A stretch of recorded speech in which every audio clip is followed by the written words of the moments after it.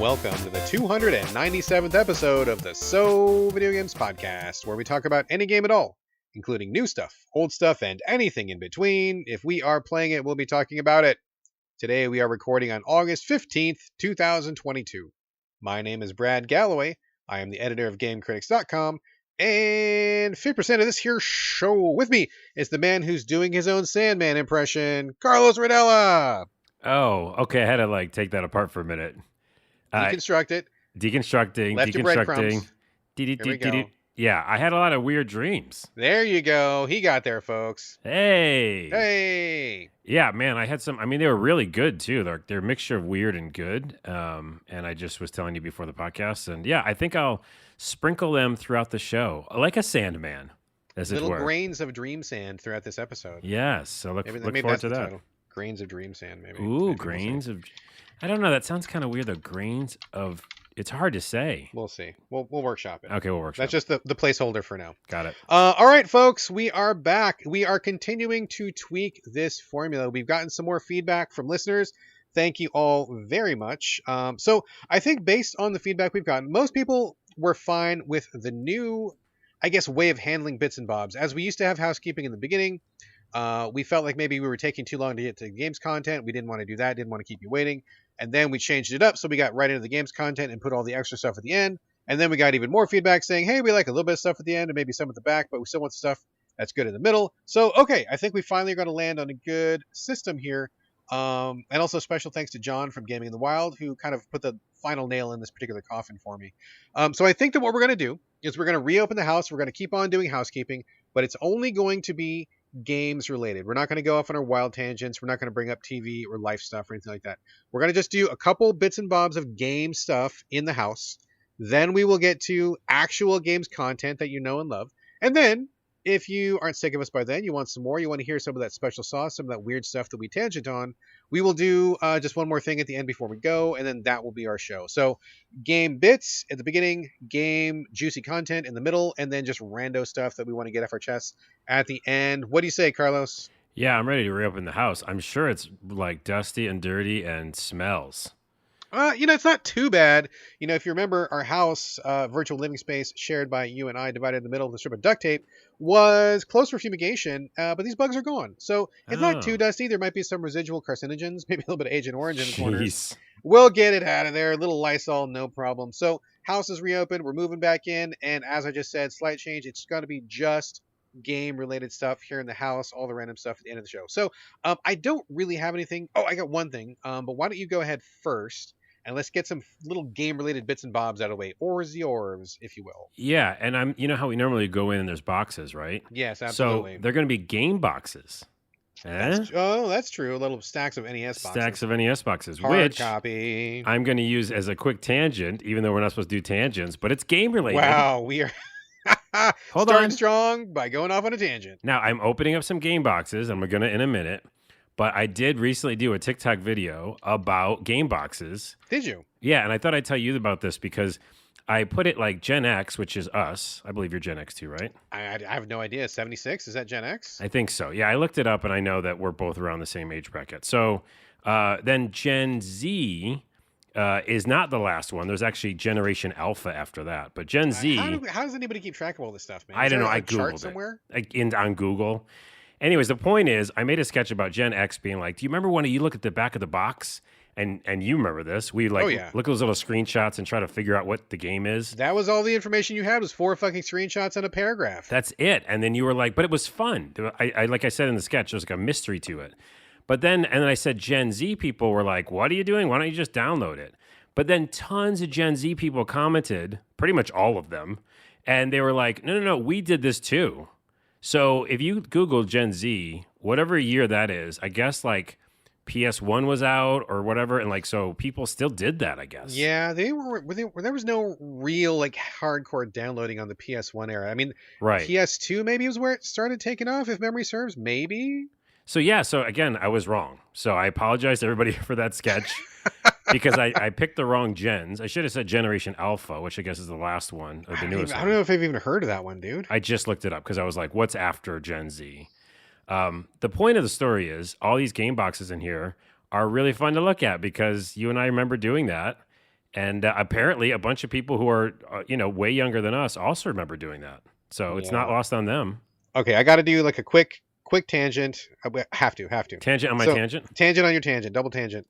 So actually, I'm getting back to what we're talking about, but I'm not.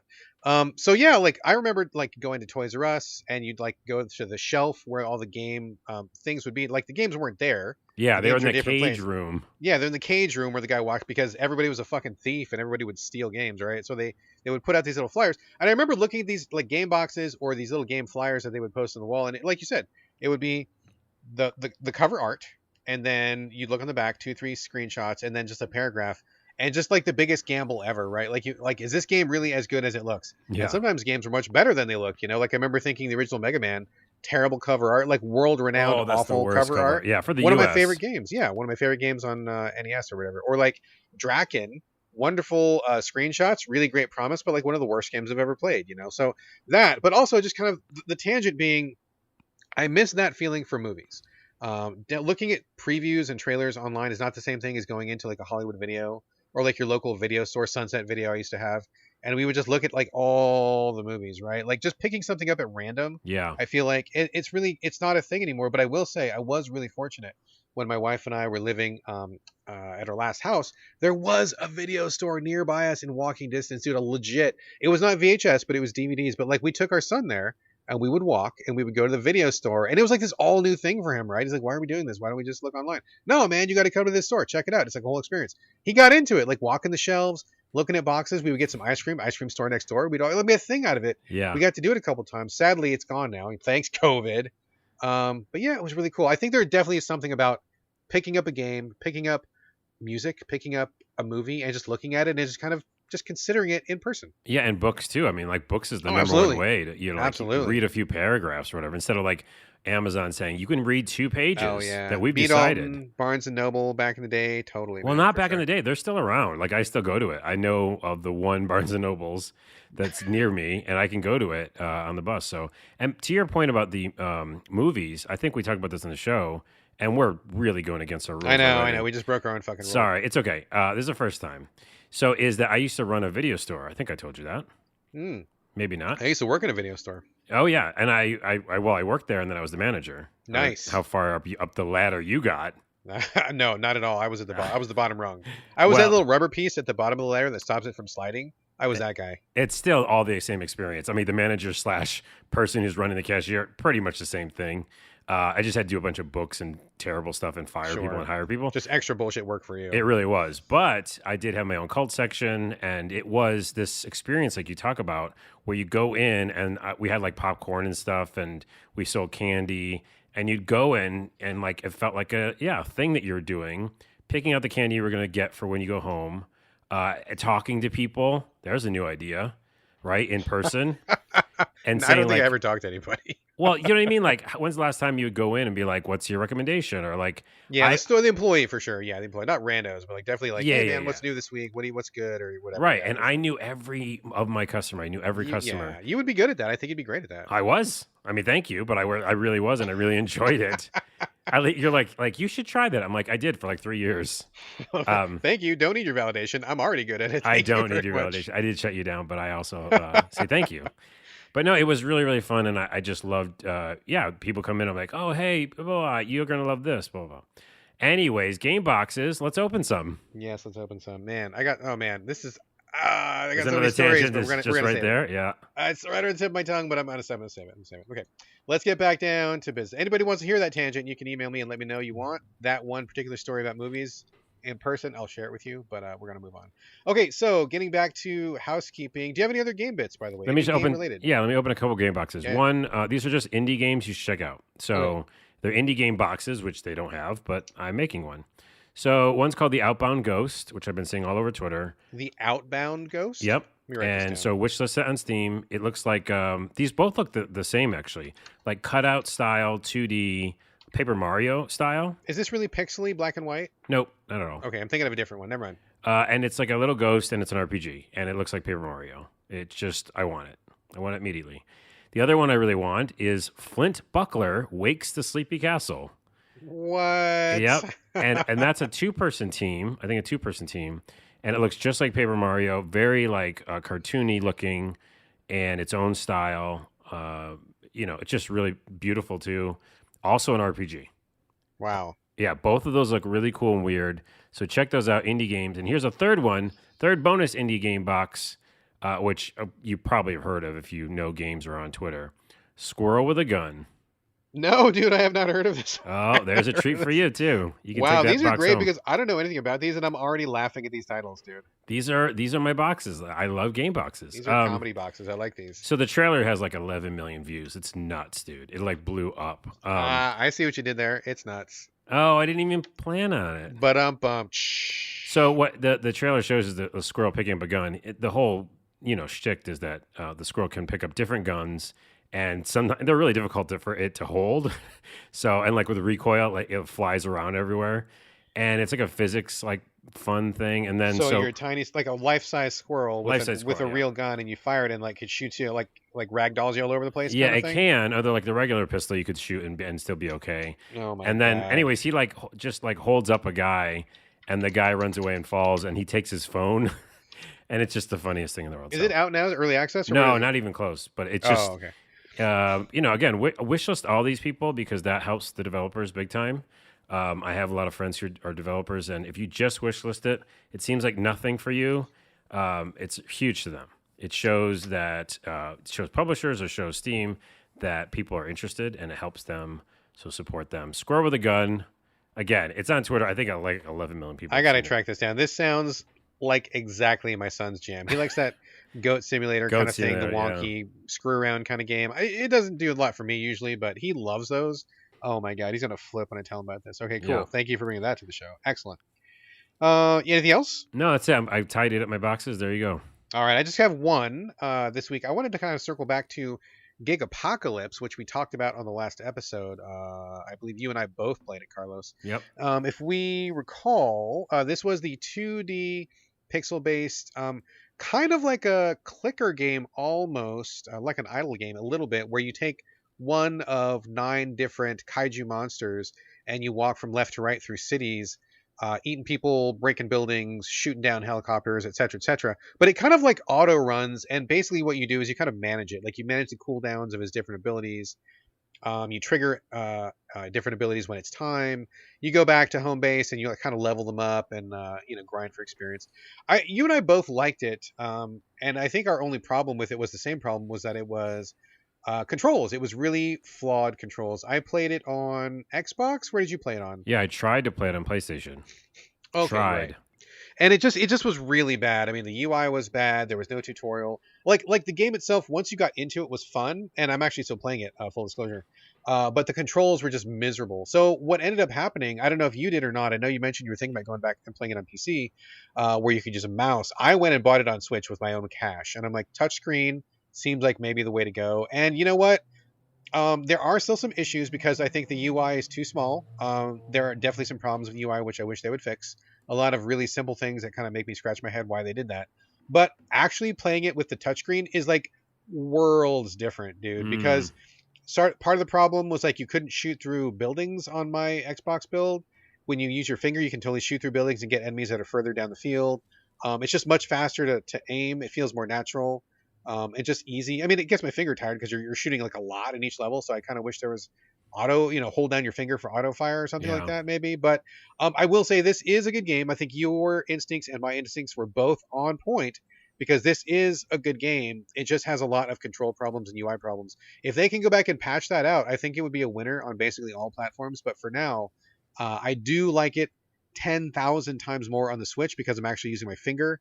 And did you ever go back and play it on PC? No, now that you're reminding me of it, because again, we have like such so many games coming in now. So many games, so but little now time. You're reminding me, and so yeah, I will, because I remember it was pretty cheap. So I'll just it was like $10 when I bought it, and I feel like it made all the difference. So if you're even remotely interested in this game, and I do think it's worth your time if you like clicker, idle, something chill to play, and I do. Definitely go to the Switch and use your finger, or maybe go on PC and use a mouse. Do not get it on controller. They have not solved that problem yet. So there you go. That's all I had. And now my one single solitary box is good to go. I say let's probably get into the games. What say, Carlos? Yeah, let's close it up. Let's do it. Let's get into the games content. We're going to be starting with you this week, sir. Circling back. So we're going to do something a little bit different. Like this week, this month is a month of change, and I know that change is kind of difficult for people, but I think we're going to power through it. I think we got a good track now. So in addition to the structure changes, and I think we finally have got a good fixed structure, we're going to be doing official reviews. So we haven't really done official reviews in the past. We've said the word review here and there. We've definitely given our thoughts and feelings, but we haven't really like given an official score. But I feel like that's going to change now. I feel like we're going to do something different this week. Carlos, you're going to have the honor of giving our first official intentional scored review. And I think we're going to do that. We're going to start with Sword and Fairy. What was it the full title? Sword and Fairy Together Forever. Yep. You really liked it a lot. We went into it on great detail last week. We're not going to go into the same detail now. Please go back and listen to that episode if you want all the deets. But we will come back because you've had more time to play it. And I assume, did you finish it? No, I didn't, but I'm so close. But you're so close. I can easily, say I know everything ins and outs about the game. So I think that's totally fair. We have the same policy at Game Critics where we realize, we're not infinite vampires living in a basement. We don't have all the time in the world. We got lives, jobs, families. Sometimes we just don't have time to finish like a 1,000,000-hour game. So as long as we get to a point where we feel like we have seen all the big ideas, we understand those ideas, and we can talk intelligently about them, I feel like that's a pretty good place to talk about a review. Of course, finish if you can, but it's not always possible. So in this particular case, you have played enough. You're almost done. You feel like you've got a good handle on it. You're ready to review. I say let's do our very first official intentional Videogames game review, complete with score. Carlos, please take it away. Yeah, and to your point, this is our second scored game because unintentionally I said 10 out of 10 for Stray, and then someone heard that and said, "Really?" And we're like, I guess. Yeah, but then I was like, well, actually, I didn't even say I guess. I said 100%. I mean, I said I guess. You said 100%. Yeah, you were like, do we do that here? And so, yeah, I'm glad that we are adding this to our repertoire. Yes. So it's something we're going to do. It's not every single episode maybe, but it's when we feel like we need to do it. Like we kind of feel like we've got a handle on the game, either finished it or really close to finishing it. And yes, I stand by 10 out of 10 for Stray because it's you loved it. You loved that game like nobody's business. Yeah. Perfect game. Oh, shit. Yeah, it's already done. Ouch. To death. Ouch. So this is my second one, Sword and Fairy 7, Together Forever. A couple of little bits and bobs before I get into the number. I think that, like I mentioned last time, there are some bugs in this. I know they'll get patched out at some point. Nothing's like game breaking, but they're just weird and they do show up, And then the biggest bug is the thing that I can't change my main character's outfit right now. Is it still not fixed? It's still not fixed. And they did like 4 patches since. So I was like, every time I got a patch, I was like, this is the one. So I can't believe it isn't. Maybe they don't know about it. Did you tell them? No, I didn't directly tell them. I probably should after this score. Oh no. Okay. No. That's not foreshadowing that it's bad. Right. But meaning like I'm giving him a good score, and I really would like that fixed. But it doesn't impact almost anything. You know what I mean? I've never been a cosmetic guy. Like, it doesn't change the armor. We didn't talk about this, but in this game, it's like strictly cosmetic and what you look like. Mm-hmm. And it's one of those things where like all the armor is just number values. Gotcha. Which sometimes can be weird because, you're playing an RPG, you want to see your change. But I definitely want to see the change. It's because this game has so many cutscenes. It's very like heavy-duty storyline game that they're going to keep those characters in those outfits, I guess. That's maybe the reason. I don't know. Anyways, that doesn't bother me enough. And yeah, a couple of little bugs here and there. But the only other con I would say before I do the score is that it is super long. And in the beginning, I loved it because I was doing every single side mission and just eating it up. And while I still love the game and look forward to it every night, and it's like, something I really, really enjoy, it's pretty long right now. I think there's like 33 chapters, and I'm in like chapter 25 or 26 or something. You feel like you're good? I'm like, this would be a good time to wrap things up, yeah. That said, I liked it a lot. My main reason for this score is because not only is the combat so fun, like just as fun as Final Fantasy 15, if not better with the dodge moves. I think the dodge mechanic is one of the best I've ever used. It just, like I said last episode, it's like a dance mechanic. When you move out of the way, you're either like moving like a god, literally, or you're moving like an acrobatic, dancer, and it's just amazing. And I love all the little side quests, and I love learning about Chinese culture and mythology. That's a huge reason. That's great. I love it. Yeah, and I think that this game is an eye-opening experience, as well as just really, really let me fall into it and kind of like let it wash over me. And the fact that like, here's a bunch of history you don't know about. Here's a lot of story where other people will be like, it's too much cutscenes, it's too much story. I just liked the fact that I was getting all this info. And for some reason, I absorbed it. So full score. And again, it would be a little higher with a couple of little bugs. And the fact that, I think it's a little long. That's the only reason I think it's a little less than that. But I'm saying 8.5 out of 10. I mean, that's pretty good. That's pretty good. We are That's not game almost critics, 9. so we Yeah. go by a slightly different review scale here. But I mean, 8.5 out of 10, excuse me, no matter which way you slice it, is a great score. So I don't think that's anything for anybody to be ashamed of. That to me is a winner. It was so close to almost 9. I kind of don't go between like, I don't do 0.75 and that stuff. I kind of just do the half sometimes. Right. And it's because like the bugs, and the fact that I'm almost done with the game and I can't change my outfit, that's a little Bummer. problem. So you played the entire time in an outfit you didn't like. Yeah, exactly. And so that's kind of annoying. And then also just the fact that it's pretty damn long. And, there's times where I go, this is the most amazing combat ever. I'm really having a lot of fun. And then I have to wait for another 40 minutes to do it really again. That's a long time, dude. That's an exaggeration, but Sure. if I you can't interrupt the flow all the time. Only when it's really important, Well, here's the thing. Oh, this is why it was almost a 9. I know I'm not going back on my score, but the other day, like there was a character and I felt really sad for her. And I don't know when's the last time I felt sad for an RPG character, but like I was like, fuck, I'm depressed for her. And it was like this really sad scene and the other character was like consoling her. And I just felt that moment so hard. And so even though I wanted to get back to combat and leveling up, you know what I mean? It kept me there because I really cared about the characters. So that's good. That's why it's when you can feel something. Yeah, it's wonderful. Yeah. I love the game. I fucking love the game. I'm going to finish it. And it's something I look forward to every night to go back to. So. And you can look forward to that for the next 6 months, apparently. I know. Oh, like 7 more chapters, but yeah. Well, all right. Well, there we go. There we go. The very first intentional, official Video Games podcast review brought to us by our very own Carlos Dodge Rodella. 8.5 out of 10. That's a great score to start off with. And when we do these, I guess I just kind of decided that I was using 0.5 system. Are you not going to then? Oh, I'm going to keep the Game Critics review scale, even though this is not Game Critics. Just to be clear, also, folks. So the So Video Games podcast, I mean, it's hosted at Game Critics. I am the editor of Game Critics. There's definitely ties to Game Critics, but we're not going to follow the same kind of rubric that we use at Game Critics because, I mean, written review as opposed to podcast review, they're kind of different beasts in terms of how I think of them as editor. So I'm going to use the Game Critics scale, as in 0 through 10, and using 0.5s as necessary.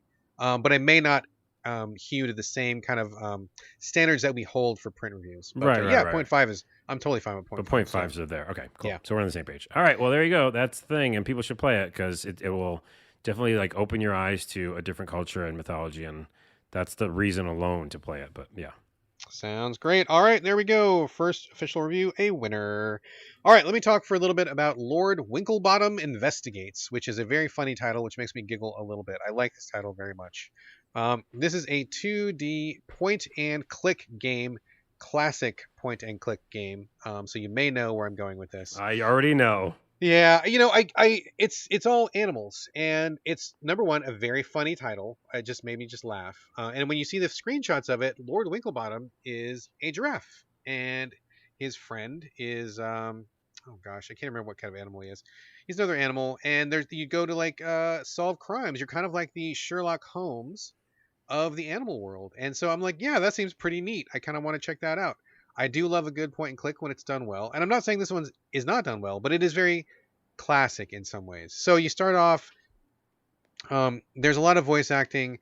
The worst thing up front, I'm going to just get this off my plate right now. I think this voice acting is fucking abysmal, and I hate it so much. Oh, I hate it.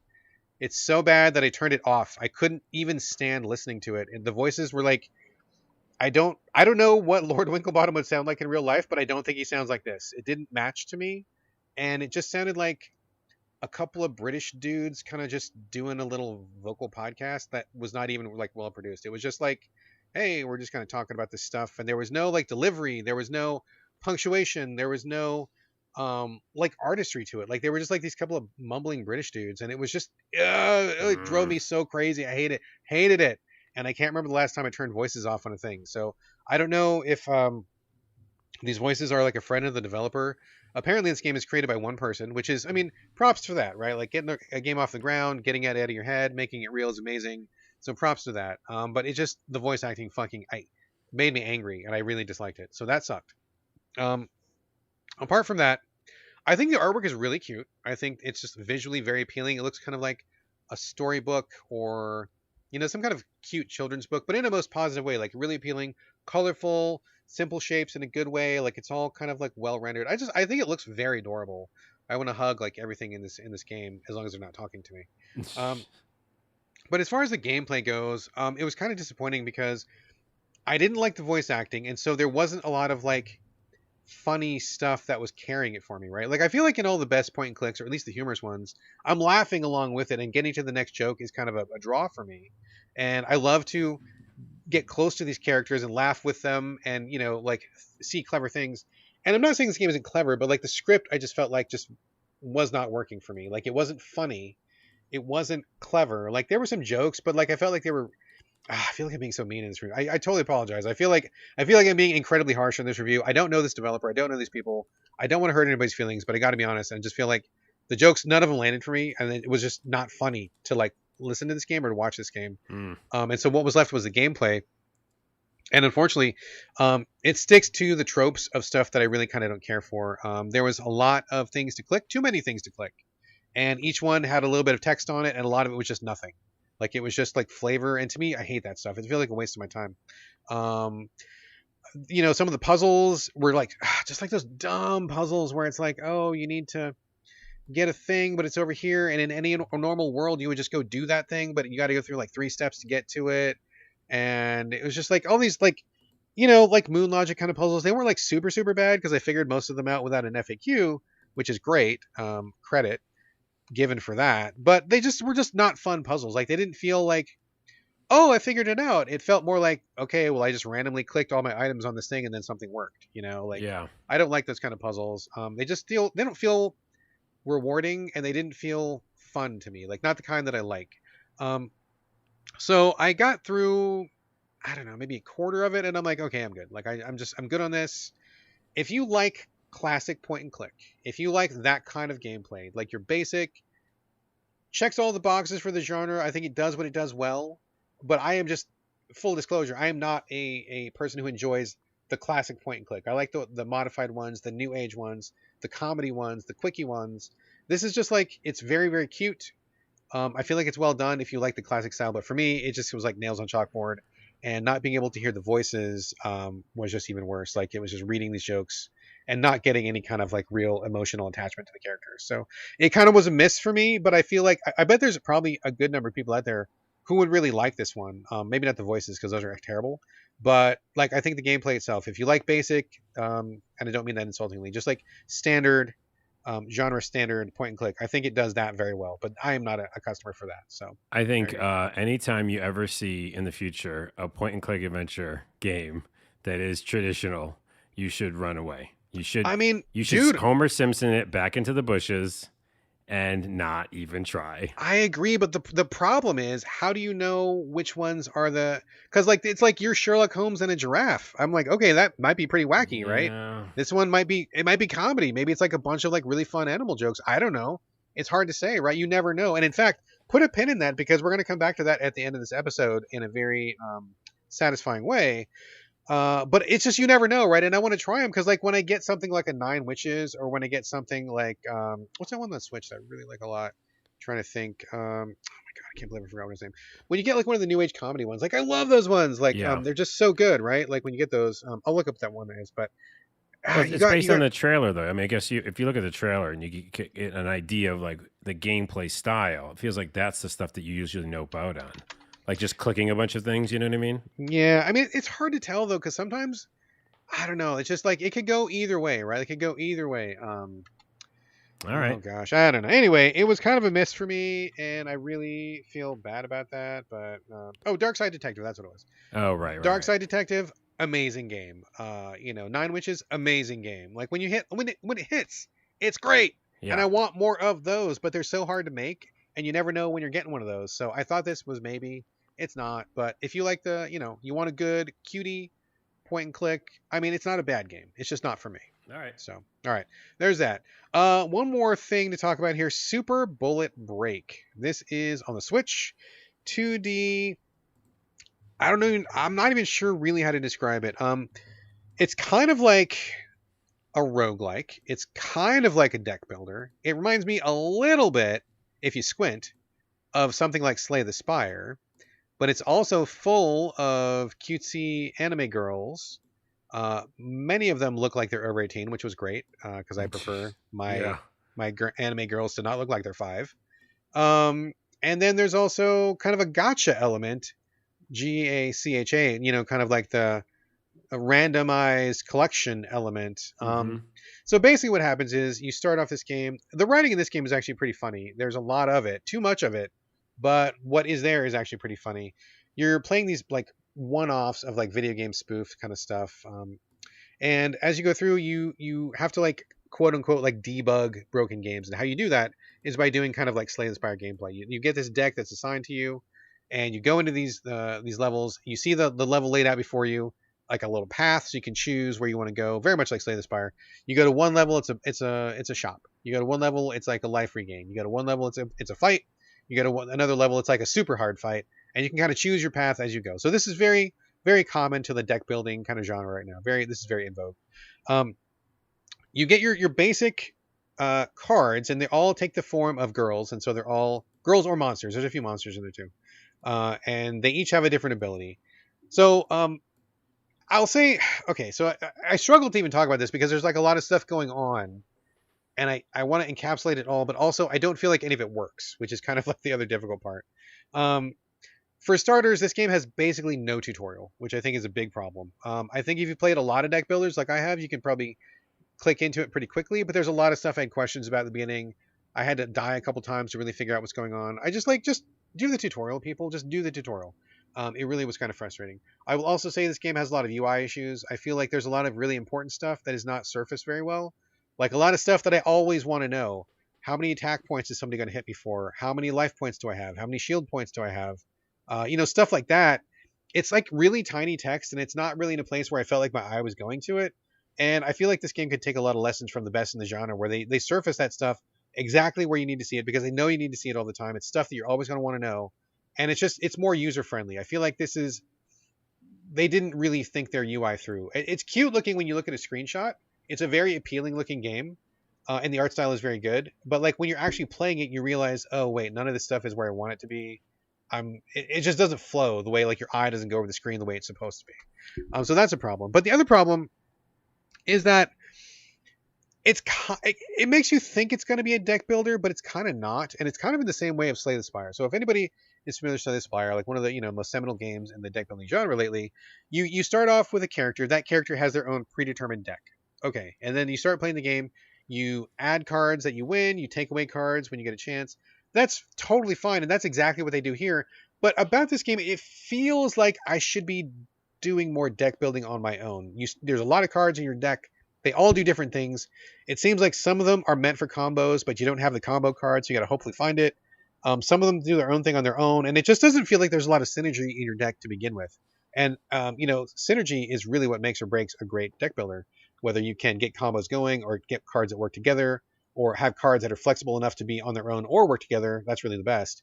It just doesn't feel like these cards have very much synergy going on. And as you're going through, I didn't get new cards very often. I mean, you got some, but they were like really randomized. And I just felt like it was very difficult for me to get any kind of combo going, any synergy going. And so what it basically felt like was, I'm going to just use the basic deck you gave me. I'm going to just use these cards as best I can, and then I'm going to die, because I just don't feel like I'm really mastering it. And I've been through a lot of these, dude. I play deck builders all the time, so I know what the genre's about. And I just don't feel like this one's coming together. I kind of wanted it to let me change my deck a little bit, because you've got all the trappings of a gacha, right? You've got like the cute anime girls, which are like gacha fodder 101. There's all sorts of a bunch of different ones to collect. You can unlock different ones, but you just unlock them for your run. Like you don't ever keep them. You don't ever do anything with them until you find them again. And that just doesn't work. Keep them? That No, you seems don't keep them. weird. And again, it's kind of like Slay the Spire, because you can get cards, but you don't keep them in your deck. But for some reason it works in Slay the Spire. It makes sense to me, and I feel like it feels better. In this game, it does not feel good to me. Like it doesn't work for me, and I wish I was getting more of the combo cards, getting more of the shield cards, being able to adjust my deck as I go. It just feels like kind of a missed opportunity, and I feel like they're following Slay the Spire in a way that doesn't necessarily make exact sense for their game. I wish they would tweak it a little bit. Yeah. Um, they do interesting things in terms of like energy. Like instead of just playing 3 cards around, you can play as many cards as you want as long as you have energy. But that energy, when you use it up, means that the enemy's turn is going to come faster. So if you use less cards, their turn is later. If you use more cards, their turn comes faster. Kind of a cool risk reward thing, which I'm kind of into. That was a good idea. Again, I think most of the girls look like they're over 18, which is a plus because I like that. Please make all your girls over 18 that look over 18.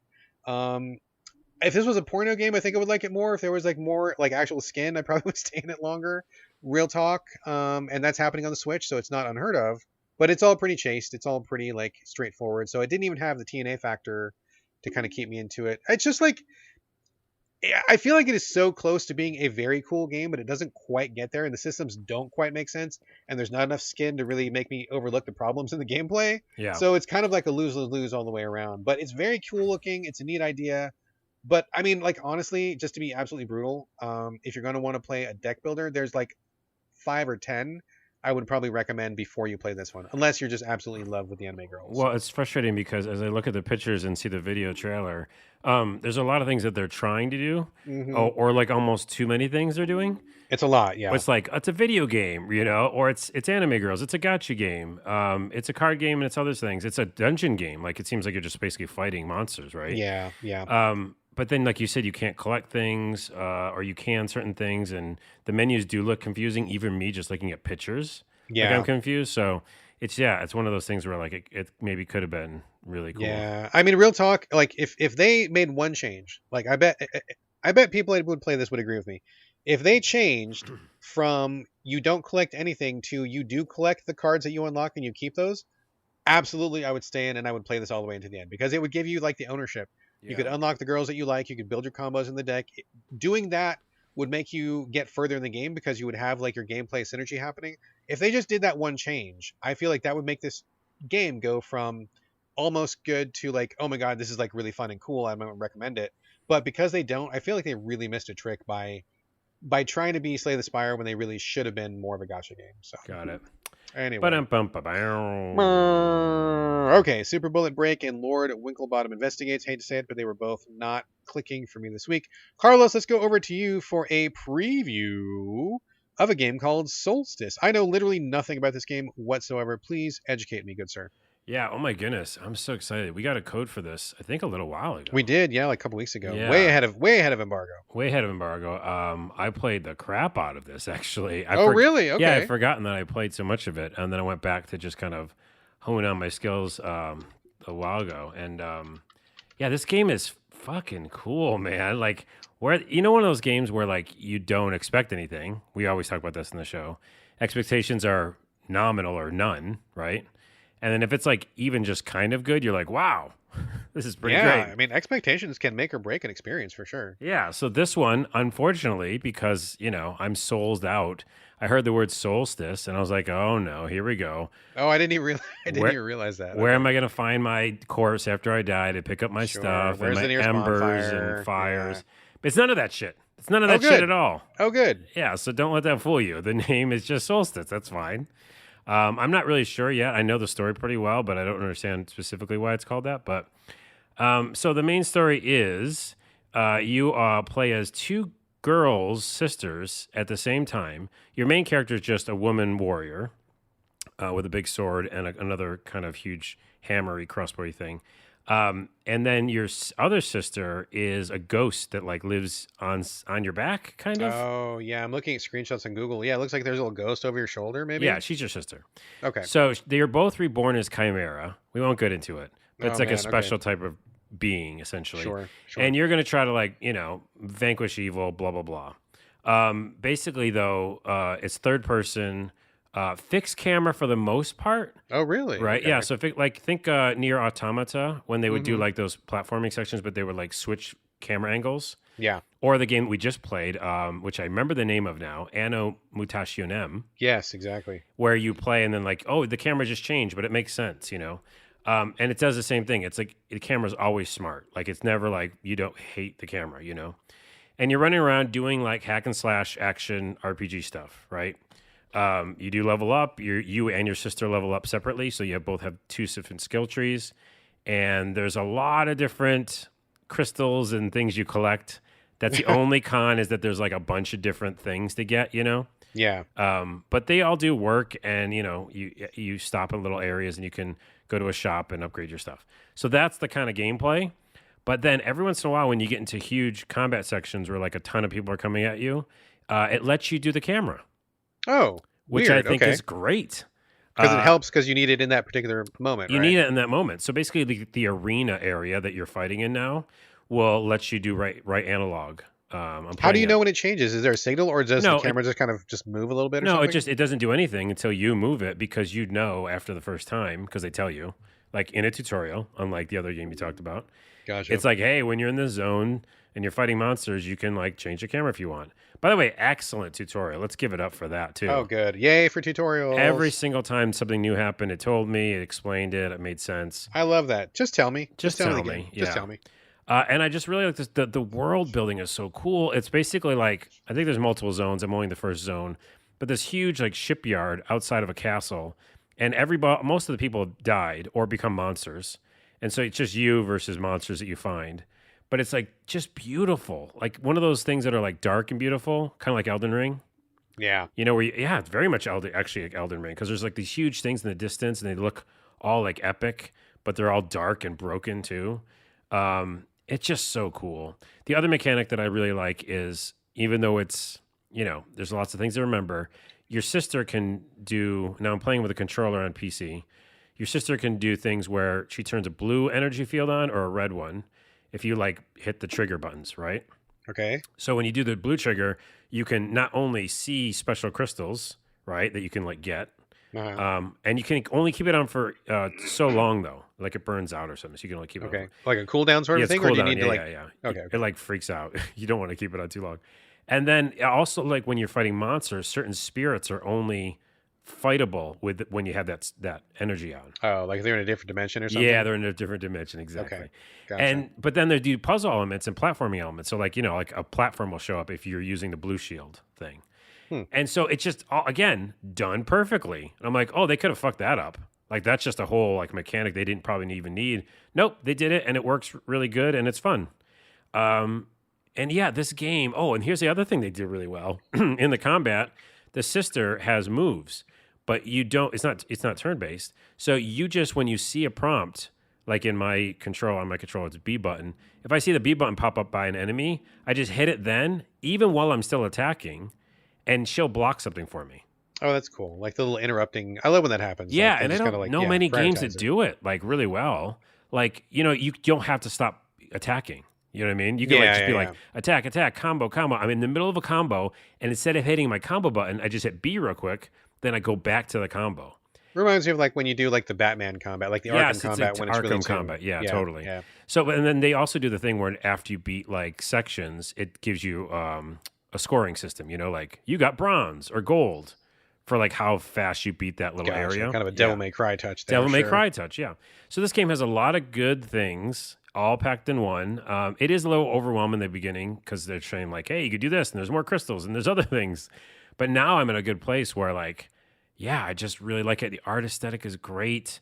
The characters are cool. The character design is really nice. You've seen the pictures. Look at the girl spirit.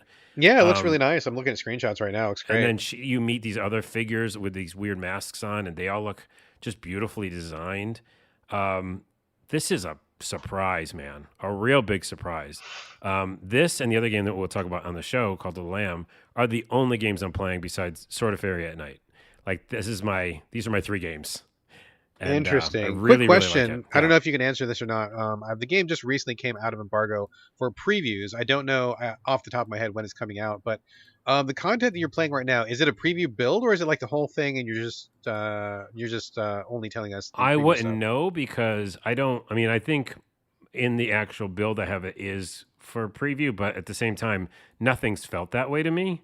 So if they've done a pretty good job if it's a demo, because it feels like the beginning of the game. and nothing's walled off. Gotcha. So you haven't. If there is a wall, you haven't hit it yet. If so there you is, I you haven't may hit be it yet. playing the Yeah, whole thing. We'll yeah. see. Okay. And then the other thing I'll say real quickly about the combat, because I have to. Every combat, what do I care about? Dodge roll. Dodge roll. So it's not a roll, but it's a dodge like slide. Okay. When those kind of zoom out of the way kind of moves. I mean, does it work for you? It works great. All right. So it's like it's checking all the boxes, and I gotta recommend it. Now I don't know when it comes out. Do we have any idea? I don't think so. I was kind of like trying to surreptitiously check my email for this. I don't have any information at the moment. Okay. I'll follow up. But I don't see anything yet. But no, I don't know. We'll see. We'll look it up. We'll see. And this is the first game that is those sprinkles of dreams I was talking about. Oh yes. Because I was playing this and Cult of the Lamb a lot, so they popped up in my dreams. And this one was that dodge mechanic, which felt like you do the double jump, and then when you do the double jump, you can also dodge in the air kind of move. Interesting. That's one of my favorite type mechanics, where you go jump, you're really high in the air, and then you do your dodge, which is basically flying, right? Yes. And you can just kind of like go really far. So in my dreams, I was flying in this kind of zoom motion, and it felt really good because it felt like I was kind of in the game in that way, where I just felt like it made sense and it was easy to do. And I don't know if you've ever flown in your dreams. Have you? No, I see people talk about it all the time. I can't say that I ever. I mean, if I have, I've forgotten. I don't. It's not something that is notable to me anyway. Well, the small tangent is this. Whenever I've done it, I've done two different types of flying. I've floated, which is like just straight levitation, and then I've flown. So last night was a combination of float and levitation, and this is an important tangent. I don't know how many people listening have experienced this, but please message me on Twitter. Onawa, O-N-A-W-A. Oh, dear. Because no, it's nothing weird. It's just that like when I do it in a dream, it feels very normal. Now, I don't mean like in dream world or something. It feels like when I wake up, I should be able to do it. Like I understand. Have you tried? I haven't yet, but I understand it in the dream so easily. I go, I just push off and I go up in the air. And I can maintain that for so long. And weirdly enough, I actually see and feel the mechanics of it. Like, I know that I can't just stay up forever. I have to, like, go forward or do something or I'll, like, land. And so that's what happened last night. I jumped up and I levitated and it felt normal. And then I slid forward like this game. I was, like, flying forward like the character does in the game. And it felt totally normal, dude. Like, I had been doing it for years. That's weird. I don't know. Maybe you should try after the show. Just go out there and I'm going to try. Maybe during the show. See what happens. Yeah. So anyways, back to the game. It's great. Soulstice. Go look for it when it comes out. Any demo you can get your hands on, I would try that as well. But kudos to them for doing a great tutorial. The graphics look awesome. I did have to, one small thing. Switch down the, what is it? Not the frame rate. No, the frame rate. Yeah, the frame rate. For some reason, unlocked was giving me hiccups. Unlocked frame rate. Oh, yeah, okay, they had unlocked frame rate. They had a 60 and a 30. I bumped it down to 60 and it was fine. I don't know why the unlocked interesting. freaked out. That's weird. We don't get that option very often on. Were you playing this on PC? PC, yeah. Okay, it is coming to console. I believe it's coming to all consoles, or at least Xbox and PlayStation. So they'll lock it there, of course. Yeah, that's definitely not going to be an option. I think what happens is when you have a PC that's kind of like, there's so many different graphics cards and weird things. If you got a beefy rig or something, sure. And I do not. But I did put DLSS something on, which helped, and then I pushed it down to 60. So if you play the demo, do that, and it's beautiful, and I love it, and I'm gonna play it until I get to an ending. I don't know. Hopefully, I have the full game. All right. Well, okay. This is a very promising preview. I wasn't sure what to expect. Getting back to expectations, setting the stage for things, but this seems pretty cool. The screenshots look great, and I mean, what you're telling me sounds really nice. If you want an actually sort of game, so I will definitely keep an eye on this. And it seems like we probably will be talking about it again when the actual game drops, which I'm guessing probably isn't going to be too much longer. I'll have to look it up. We'll get in touch with PR and see what they say. But yeah, Soulstice seems like a winner. There you go. Preview. But it's one of those games where like I'm going to finish it. Well, again, I'll try to. I don't know what content I have, but when it does come out, if it isn't out now, I would love to score this game because not just because I like it, but I just want to play the rest of it. There you go. Okay, cool. All right, let me talk for a minute about a Switch game called Please Touch the Artwork. But before I do that, I need to apologize. Something in my basement is making my nose get super stuffy, and I feel like I'm about to sneeze, and I don't know why, because I'm in the basement every single day. It's my work area. It's Game Critics West Studio. I don't know what's different about today, but I apologize if I sound really congested or if I sneeze. I don't know what's happening, but something in here is making my nose go haywire. So I'm going to do my best to power through. Unexpected sneeze incoming in 10, No, 9, don't do a 8. countdown. No, I'm making no, it happen. don't make it happen. Okay. Okay, don't please touch the artwork. Is a minimalist game, puzzle game. It's a very interesting sort of thing. I wasn't sure. Again, back to expectations. Wasn't sure what to expect. The screenshots are pretty interesting. It's very abstract, and when you start up the game, it's almost like your character is entering a museum, and there's like a guard there, and he says, "Oh, before you go in, I need to ask you some questions." And he asks you like, are you chill or hothead? Are you a thinker or a doer? And do you like blue or green? Or I don't know. I don't know what the questions are. It's like that kind of questions. And then after that, he's like, okay, great. Well, I know which one to refer you to. And then he points out one of the puzzles. There's only 3 puzzles in this game, but each one has multiple parts. I believe the first puzzle I went to, I think had 30 different stages in the style of that initial puzzle. And I believe there's 3. So, I mean, if that holds true for all of them, you're thinking pretty close to 100 different puzzles, which to me felt like a pretty good amount for a Switch game. The 3 things, one of them tells a story. One of them is it's hard to describe how abstract they are. One of them is about like changing the way lines go because you want to have dots go. I think that's the story one. There's anyway, I'm not even try. It's embarrassing. I can't describe it. But 3 very abstract spatial puzzles, and they're in different flavors. So I started one with that tells a story, and it's about these 2 dots that were kind of friends or lovers. It kind of like a little Thomas Was Alone sort of feeling to it. That was fine, but I got kind of frustrated pretty quickly because I'm not great at puzzles, and I wasn't sure that this was going to be a puzzle game. Honestly, I didn't really know what it was. So I'm like, okay, this is fine. I went to the second puzzle chunk, and I believe that one was called New York. I don't know why. And I got to be honest with you, Carlos, and I'm a little bit embarrassed to admit this. I got very, very early in the New York style puzzles, and I very quickly did not even understand what I was supposed to do. I did not know what the developers wanted from me, and I couldn't figure it out. I got maybe like 3 puzzles in. First 2, no problem. It seemed like a copycat thing. Like they showed you one, and then you were supposed to make the same thing on your side.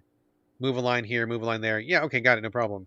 I got to the 3rd one, and I couldn't get it. I had no idea what I was supposed to be doing. I got really stuck, and it kind of soured me a little bit because it's like I'm just starting. There was no help. There was no hints that I saw, and I couldn't progress. I didn't know what to do. It wasn't like New York based, or like why was it New York? I don't know. It was just maybe because it looked like streets or something. I mean, it's very abstract. It's like lines, blocks, colors, squares. It's very abstract. So I don't know why they called it that. But I could not make progress. I just did not understand what the developers were telling me. I couldn't get it. So I got frustrated about that. Moved on to the other one. It was different, but it was also similarly abstract. I got further in that one, but I'm like, okay, I got the gist of it, right? Like it's minimal puzzle design. And I know about myself again. Boy, this podcast is sure a journey of self-discovery. I'll tell you, folks. I just learned that I'm just not great at these kind of puzzles. I'm just not. I just admit that, and I'm okay with that. So I bounced off this game pretty quickly. But I think that if you want a small, artistic, very abstract puzzle-focused experience, I mean, this could be definitely someone's jam. I definitely see people liking this. It is just not for me. Again, not for me, and I know that about myself. And my brain could not process these. So it's a shame. I would have liked to play a little bit more of it. I would have liked to have gotten further before I felt like I was a complete moron. But I hit the moron stage pretty quickly, and I just own that, and I'm going to move on. Well, so. I feel like a moron most of the times with puzzle games. I'm with you, and that's why generally I'm like, if it's in the even genre, like it says puzzle strategy or whatever, I'm like, I'm probably going to back away. Yeah, so, yeah. I don't know. It looked really cute, and I wasn't quite sure. I thought maybe it's going to be more experiential, or maybe more of a, I don't know, just something more artistic, not quite so puzzly, but it is very puzzly. So just heads up on that. And moron, I wear that shirt. My shirt says moron on it. That's fine. I'm the moron. But if you're not a moron and you like these kind of puzzles, maybe check it out. Dude, that's what you do for the podcast. You take puzzle/point and click chances, and you do it for us. And I take these bullets for everybody. Yeah, and I back away through the bushes like Homer Simpson and don't even go near them. And you go, hey, guess what? I didn't like it. Didn't like it again. Or, hey, guess what I did? So we don't know. Yeah, well, I mean, and just to be clear, like I go into these even knowing that I do not have the ability for some of these games. I always go into them with the best of intentions. Like I want to be really clear. I feel like I'm being kind of really negative on this podcast. I'll end strong, but I feel like I'm being so negative so far. But I want people to know, like I never go into a game looking to slag it. I never go into a game wanting to trash it. Like I want ideally, if I had my druthers, I mean, every game I brought to the podcast would be like a total 3-star winner, man. Well, Like, I wish yeah. they were all great, right? So I try and I give them chances, and you never know unless you try. You never know what your next favorite thing's going to be. So I never want to stop trying, and I will always be honest whether I like something or don't like it. But I definitely don't go. I never go into a game wanting to trash it. Yeah, That is and I don't that is think you God's do. honest truth, right I don't there. think So any of our listeners think that either. But I will say that, yeah, when you try enough things, you're going to get a bunch of stuff that you don't like. yeah. And I was pleasantly surprised that I like Soulstice. So I had no idea. I thought it was going to be a Souls game that I was like frustrated about. So Well, there we go. Okay, so that was Please Touch the Artwork on Switch. So please touch that if you want some artistic puzzles. Now, Carlos, this is a game that you've been wanting to talk about for a while. It is a game that everybody on the interwebs, in the Twitter sphere, in the game review circles is talking about right now. Literally everyone I Yeah. know is playing Cult of the Lamb right now, myself included and including you. So I will let you lead off on this one. This one, it kind of was quiet for a while. I knew about it for the last couple of months, but I don't really feel like it built up a lot of heat until maybe like 2 weeks ago. And then all of a sudden, boom, everybody I know was talking about it, reviewing it, getting excited about it. So I am very curious to hear what you make of it, and then I will chip in at the end. So lay it on us, Carlos. yeah, because Cult of the Lamb. Cult of the Lamb, you played a little bit of it. I did play a little bit, yes. So not again to, brag or anything, but similar to Stray, I talked about this game when it was a demo a million years ago. You knew it back before it was cool. I did. It was like an indie band that I knew about before it was cool. So yeah, I followed it for a long time. I think I played a demo. I'm pretty sure I played demo. There was a demo, yeah. I played that. Enjoyed it. I remember coming to you and going like, "Hey, Brad, we have to get this game." Yeah, you were very excited about this from Yeah. a long time ago. So we got a code a while ago. Been playing it for a long time. Pretty much finishing it tonight, I think. Maybe tonight or tomorrow I'll finish it. So I'm close enough to the end. I will say that the general premise of this game is you play as a lamb who basically was last of its kind and was about to get executed. Well, does get executed. You did, At yep. the beginning of the game. And then the one who waits, which is a god that's beneath, we just don't know where, but somewhere else, basically resurrects you and says, "Hey, I'm going to give you a bunch of powers, one being immortality, and go do my bidding, start a cult, and then if you beat all these, terrible monsters that killed you, I will come back. I will return." And just to be clear, he does not seem like a good dude. He seems like a very bad dude. He seems like a bad dude, but he did us a solid by, bringing us back. He does, but just to set the stage, he doesn't seem like a benevolent kind of god. He No, seems he's like, not like a nice. Yeah, he seems joyous. like a real rough customer. Yeah, he's got a mask on. Like in this game, again, it's very cartoony. I didn't say it yet, but this game is very cartoony. So even if there's tons of blood and weird stuff, it doesn't seem to be harsh. It's like it can get away with a lot of dark stuff. So even though that god or whatever he is, the one who waits, is pretty dark looking, he's also it's a cartoonish too. So Right. anyways, that's the setup, and then you go back up to the mainland, which there's a huge overworld map that opens up slowly. So in the beginning, you can just go to your camp, and then you can go to different levels. But then you open up different dungeons. It's a roguelike, but it's also a roguelike with a simulation element where you're basically building a little village. Yes. And in that village, you have followers, which is part of your cult. And then you get them all the time. You get new ones, either adventuring or just randomly. And then you also are managing that, but then you're going out and fighting monsters in dungeons. Leveling up, you get tarot cards. There's a lot of systems. One of the cons in my con list is that I think they could have just nixed a few different things in this game. Really? Okay. Yeah, I really do, because there's rituals, there's seances, there's tons of things you can do. Well, all of them are really fun, and I'm enjoying them. There's a ton of stuff to do. So anyways, that's the two basic ideas, right? So you're the lamb, you have cult members. That's why I'm saying, if I actually break this game apart, there's so much to explain, because there's also fishing and there's also a dice game. Hear what I'm saying now? There's also the different ways you can level up the cult members. You can give them gifts. I don't know how much of the stuff you've done of that. You can send them on missions. Here, now I'm going to explain why it's too many things, because I played almost all of it, right? You not only can send them on missions, you can upgrade your mission area so you can send them on different missions. You have to upkeep the cult farm. So basically that means almost Tamagotchi style stuff where you have to clean up their shit. And then once you finally do clean up their shit, you can build outhouses and then take the shit from the outhouse and use it as fertilizer. See what I'm going with this? Yeah, there's definitely a lot of systems. That's There's for a sure. lot of fucking systems. And so that's definitely a con for me because while I love the cartoon art style, I love the gameplay, which we'll get into in a minute here. I think there is just a lot going on, and it can be overwhelming. I will stop here and say that me and Gaming in the Wild both had an issue in the very beginning when I first played this game. I don't think he had the press version, but I did, and I had the same issue, which is that I got to a certain point, and then I got a soft lock, which means basically I couldn't leave my camp, but all the resources were gone. So I couldn't get more resources, and I couldn't leave.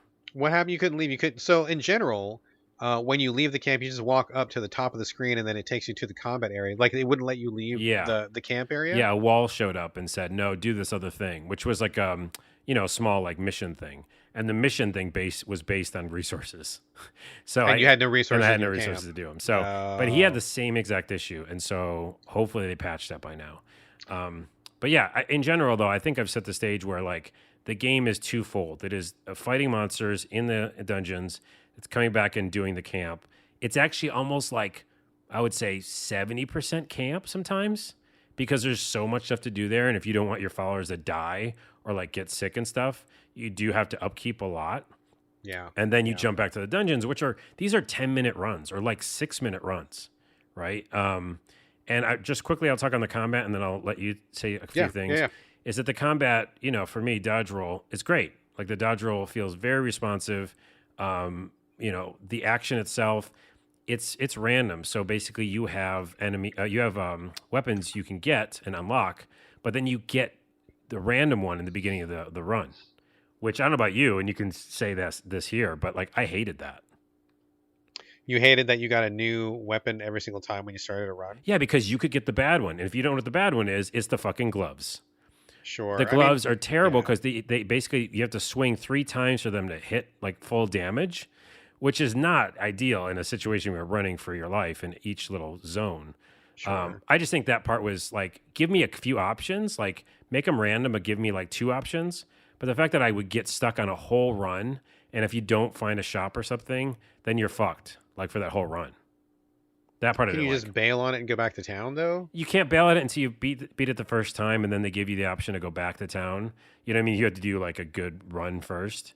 Oh, I thought you had like teleporters, or I thought one of the guys told me that if you get a certain power unlocked in the skill tree, you can go back to town. Again, there might be that. I know that I did that, but I think I had to like beat it the first time first. Either way, it's just annoying. It's like, you want to be able to just do the run. But anyways, that's the setup. Really like the combat. It's super addictive. I know I'm making it sound like I don't like love it, but I'm obsessed with it.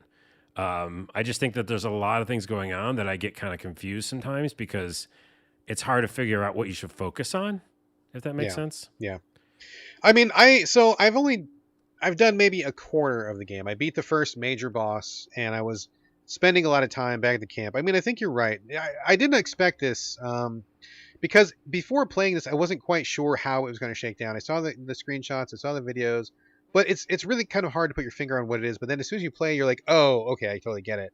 It's definitely, like you said, half top-down, roguelike, dungeon crawler, real-time action, dodge roll, attacking. You've got a little magic power and stuff. But then, like you said, like the other half, or maybe even the other 75%, is you being back at camp where you have AI followers and you have to grow your own food. So there's some farming. I haven't done the fishing yet, but I know there is fishing. I saw the fishing thing pop up. I haven't done it yet. You have to manage them. Sometimes your followers fight, and sometimes they get along. Sometimes they become lovers or whatever. And you got to like provide them beds and make sure there's enough food and make sure that they have, stuff to do and jobs and everything. So there's definitely like a lot of management, almost like a Harvest Moon. Or in some ways, this game it reminded me a little bit of Graveyard Keeper. Not that Graveyard Keeper has a lot of combat, not nearly as much as Cult of the Lamb does, but it's similar in terms of how many systems there are. I mean, Graveyard Keeper is incredibly deep, and having just played that recently, I was already in the mindset of, oh yeah, here's like 1,000 systems, and I'm kind of like making my way through these. So it didn't smack me in the face, but I do agree with you. There's a lot going on. I think this game is pretty good. I can only play it in short bursts though. I find that I burn out on it pretty quickly.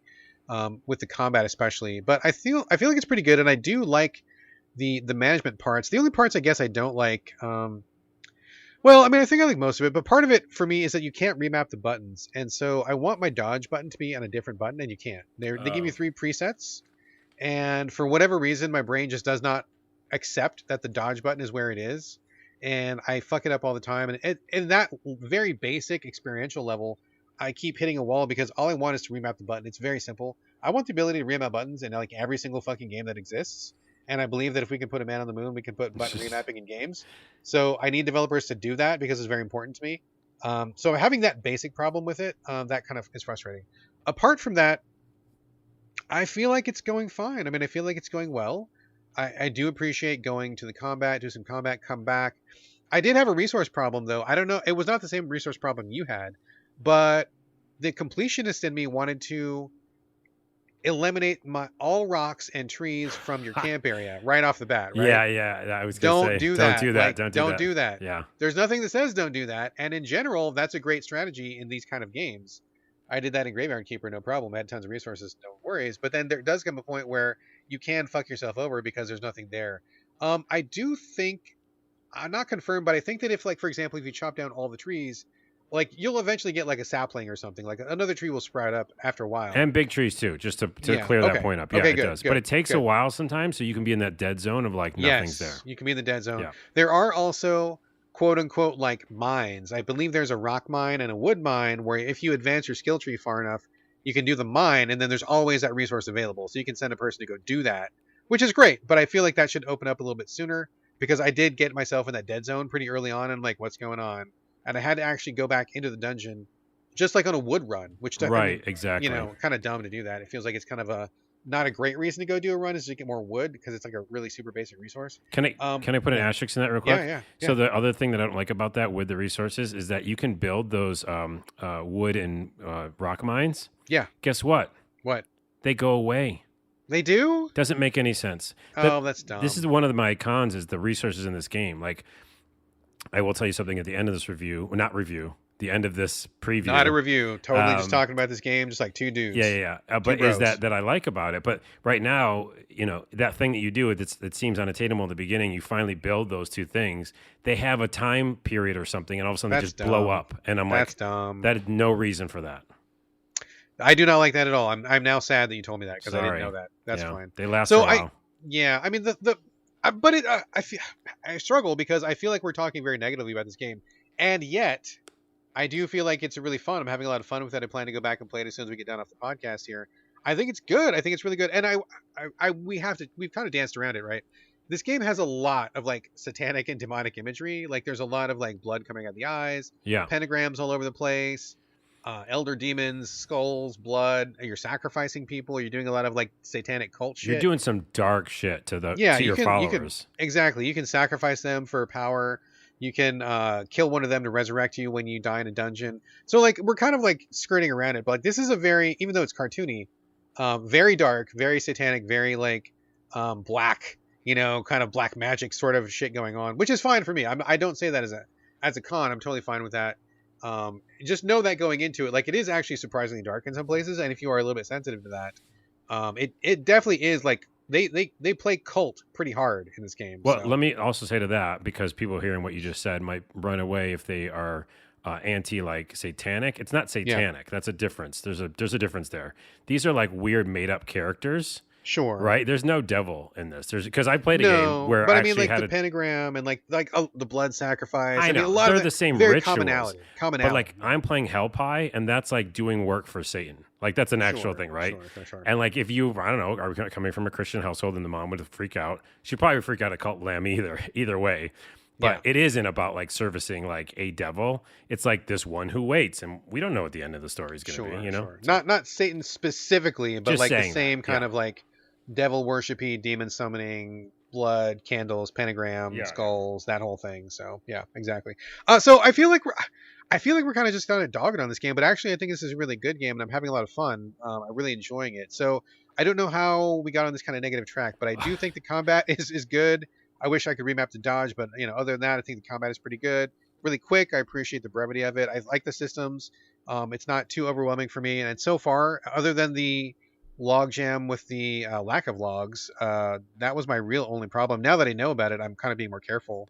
Yeah. But I feel like overall this is it's a really good, well put together game, mashing up the farm slash management sim and the top down action dungeon crawler. I don't know that I've ever played one that was as deep in both sides and mashed together as well. So I feel like they do it really well here. Well, to talk positively for a second, like you said, like I usually have in the past run away from roguelikes, right? Yeah, yeah. And You used to, I not used anymore. to. I dip my toe in now because of you.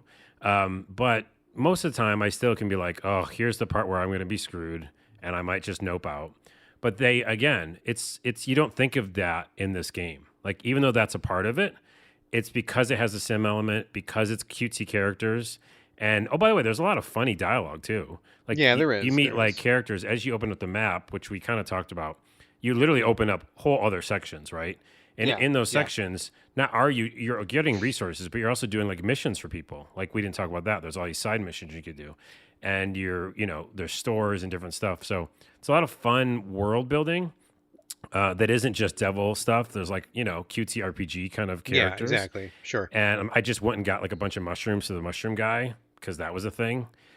So that's why it doesn't feel like just straight roguelike. You can do a million other things. Yeah, there's like roguelike plus. There definitely is a Plus, world and yeah, stuff yeah, to do yeah. when you want to take a break from it. for And sure. the other positive is I really love that dice game. I don't know why, but like It's a good dice game. I think it's pretty fun. it's way more fun than Gwent to me because I don't like Gwent. I know people who love it, so I apologize. But that dice game I played just for fun, and they make side missions out of it. So like I had to like fight bosses through the dice game. Oh, I will do that. I wouldn't do the Gwent, but I will do this. Oh, dude, I've beaten all the bosses so far they've given me. Really? Yeah, and I like want them to give me more dice bosses because I love that game. And then I will also say this is a positive. I saw this from a review and I didn't know, but you can change the difficulty while you're playing the game. Oh, good. Okay. And I think it has some balancing issues. The number one balancing issue is the resources. I don't know why they do some of the things they do because Yeah. it just stops you from having fun. Or I agree. thank you. And the other thing you might agree with is that people get sick all the time. Like I think there's too much shit and there's too much sickness, and some of the monsters you meet later on actually like cause famine or cause like sickness or plague. So I'm not not that only far did I yet. have enough sickness, but I got to the end of a run, and the monster goes, "Hey, guess what? All of your townsfolk are now sick." And I was like, "They were already sick." Oh man. Well, I heard some people saying that like disease in the camp from lack of sanitation was a problem. I have not hit that problem yet, but I am kind of like aware of it. But it hasn't happened yet, and I'm not far enough to get the famine or plague bosses. So I still may have some bad times coming. You But so do. far, that has not been an issue. That- But I'm watching. Yeah, I just don't know why the resource issue thing they did it. So, anyways, I'm bringing that up because the minute you switch it down to easy mode, which I did now finally, two things happen. One, resources are more. You just have more resources. Oh, good, excellent. And again, that's why it's a balancing issue because I'm like running out all the time and all of a sudden I have a lot. So that's a balance issue, right? So, and then the second thing is the combat's easier, but you can still, get hit and die. But where I'm at, I'm not actually in it anymore for the combat. You know what I mean? Right. Yeah, kind of just like you want to progress a story. I want to you wanna progress the build your town story. and They have stuff. really Yeah. cool characters. I want to know who Yeah. the one who waits is. So I would recommend anybody who's having a problem with like getting stuck at like certain sections, just knock it down to easy because you can. You don't get any dinged for it at all. And it just makes it like, in my opinion, it's almost like how I wanted to play the game from the beginning. Because you know how many hours I spent just like fixing up the camp and like yeah, I those bet. fucking spiders, there's spiders everywhere. And again, I'm really far in the game. So like anything you could think is happening in my town, right? Like birds attacking my crops, like just shit. Right. And so like if the easy mode can make that easier, it's just like they built this beautiful world to end on a positive note that's super cartoony and super like artistic and really fun, like a world. And like, Yeah, I agree. when it zooms in on the characters, it does that depth of field thing, Mm. out of focus, and it's just awesome. It's like so cool looking. So now I'm just playing for the fun of it, and I feel like that easy mode's helping me do that. I think that's a real good quality that you bring up. I'm glad you said that because, I mean, it is mechanically sound, and I haven't experienced the balance issues, but again, I'm like way earlier than you are, so I have no doubt that you are correct. I'm sure you are. But this is the kind of game that has a lot of personality, right? And that is a big difference because that personality is going to make you soldier through the parts that you don't like so much. That's why I kept playing when I got like my log jam when I couldn't stuck. I mean, any other game I would have been like, okay, fuck this, whatever, but I'm like, no, I kind of like the lamb. I kind of want to see where this is going. I want to, even though it's dark and pentagrams and candles and blood, I'm like, oh, this is kind of it is kind of a fun world a little bit, and I kind of want to see where it's going. I agree with you. I think the story is interesting enough, and the world is interesting enough, and it's the visuals and style are compelling enough that I want to keep going. So I do think it is a very big plus of this game that, even though there are some cons, that it's enough where you're not playing it just for the combat. Like you're kind of into it because you like what else you're doing. You like the camp stuff. You like the drama between followers, or you want to see where the story is going. So that not every game can boast that, right? Especially not a systems focused game like this one. Yeah. So I think it's a real feather in its cap that both of us kind of feel the same way about that. I will say one more con though, even though we just praised it, we're going to end with praise. And by the way, my ending is for the preview is I love it. I'm going to beat it, right? Like that's you got to say pretty good praise, and I'm pretty close. So that's pretty good praise if you want to finish a game, right? For sure. Very excited to see whatever the ending of the story part is. And for our listeners, I've heard it's like based on your management of the town or your sim. Multiple endings? No, not multiple endings, but it's about 10 hours, maybe 7 to 10 hours total to beat the thing. So the only other negative is similar to the resources, and I don't know why. I have no idea they do this, but they just make too many cult members dissent. It just takes 2 seconds for your faith to be down, like you have a faith meter, and like two cult members will be like starting to bitch about things. And then they get mad, and then again, it's adorable. They get on their megaphone and they just run around the town going like, "That's fucking guy." Can you just kill him? I wonder. No, I'll tell you what you do. You do a lot of things. You can actually sacrifice them. Yeah, you could sacrifice them, but there are a couple other things you can do. Wait, I don't think you can, because whenever you go into the church, I don't think the dissenters come in there with you. Oh, so they're not available. Sorry, this is kind of inside baseball. No, that's very inside baseball because I'm not sure. But what you do is you put them in jail, right? I haven't built a jail Which yet. is hilarious because there's those stocks, you put the head and the hands through. Oh, yeah. So they're just sitting there going like, motherfucker, and then you go over to them and you re-educate them. So you basically say like, hey, have you learned your lesson, asshole? And their meter goes down, but you have to like re-educate them a few times. Right. And then you can release them from prison, and then they're back to normal. So, but they just do it too much. And I'm like, interesting. Okay. I come back from a run and like there's 2 guys with megaphones, and I'm like, really? Anyways, all that said, I love the game. It's fucking weird. The fact that we're talking about it so long is usually a positive, I think. Yeah, I'd agree. You know what I mean? Like, if we didn't like it, we would want to move on. Yeah, we would have noped out a long time ago and Yeah. like Homer Simpson backed away into the bushes. But no, I love this game, and I'm going to beat it, and we'll talk about it next time I beat it. All right, excellent. I will probably not have beaten it by the time we talk about it next time, but I do fully intend on shipping away. I like it. I can play it in short bursts. It's got definitely my vibe and my tone to it, so I'm definitely gonna push on further and having a good time. So I think we're both having a good time despite all the cons. We So, are. there you go. Oh, Cult of the Lamb. Cult of the Lamb and Dream Sprinkle number 2. Yes. I said that 2 dreams we're going to sprinkle in. Is that last night I also had a dream, the same dream where I was flying around like Soulstice. I saw a huge whale, and the whale had a window inside his belly because reasons. And inside the whale's belly was a bunch of little creatures like Cult of the Lamb. Yeah. And they were all in there, and they're very happy. They had like an apartment inside his belly. So they were not being digested. No, they were getting like rent controlled units. They were just hanging out. Yeah, it was like an apartment complex, and so I thought on. that was interesting. So I mean, if I could get affordable housing inside a whale, I probably would consider it. I'd take it too. If the rent I pay right now, I'd live inside a whale. Right? No problem. Yeah. In Seattle, a whale seems like a good alternative. Yes. So wait, that's All a right. good podcast name. What is that? A whale of how do we do that? I don't know. Apartment whale in Seattle? No. Okay, I'm pushing it. No. Sorry. I get the vibe, but I don't know if we can work it. Yeah. Okay. All right. Final game of the show here. Before we move on to just one last thing. Countess in Crimson. This is a PC game. This is also an adults only game. This is a sexual in nature. I guess you could say it's a porno game or an XXX game or something like that. We talk about them here on the show, and I do play them once in a while. That's really the only thing that's going to get me to play on PC. And I was in the mood for something that was not too intense, and I wanted just to like zone out a little bit. And I have no problem with people being naked. I enjoy that because I'm a human being on Earth, I guess. So I decided to give this one a shot. It had a lot of great reviews, which always was good.